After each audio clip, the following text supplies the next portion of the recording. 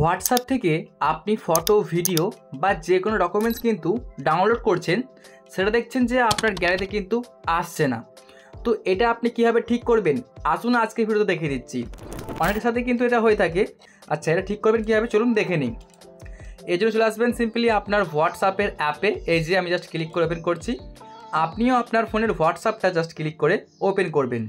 আচ্ছা, ওপেন করার পরে দেখুন ওপর দিকে শো করছে ডান দিকে যে থ্রি ডট যে অপশানটা, এখানে ক্লিক করবেন।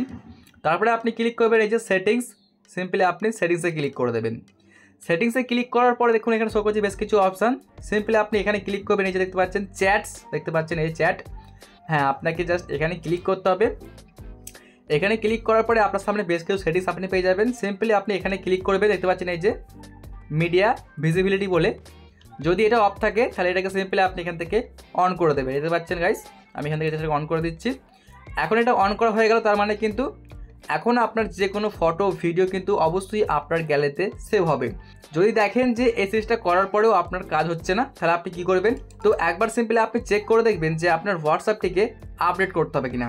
সিম্পলি চলে আসবেন এখান থেকে আপনার প্লে স্টোরে। দেখুন এই যে দেখাচ্ছে আমাদের হোয়াটসঅ্যাপটাকে কিন্তু আপডেট করতে বলছে।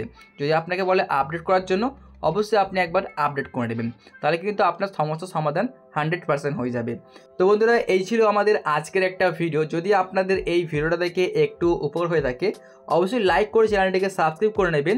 আর যদি আপনারা চান যে কোনো রকম ভিডিও, তাহলে কিন্তু অবশ্যই আপনারা কমেন্ট করে জানাবেন, কারণ 100% কিন্তু আপনারা কমেন্ট করলে আপনাদের টপিকে আমরা ভিডিও আপলোড করে দেবো। দেখা হচ্ছে বন্ধুরা অন্য কোনো ভিডিওর মধ্যে।